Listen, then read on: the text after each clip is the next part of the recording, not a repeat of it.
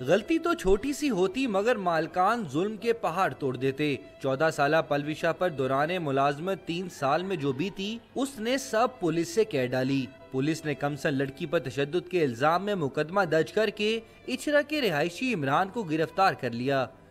ہم نے ملزم کو اریسٹ کر لیا ہے، دوسرے بھی اگر اس میں کوئی ملوث پائے گے تو ہم ان کو اریسٹ کریں گے۔ خاص طور پہ یہ بڑا ظلم ہوا ہے کہ ایک گھریلو ملازمہ ہے، اس پہ تشدد کیا گیا اور اس کو اس طرح ٹارچر کیا گیا۔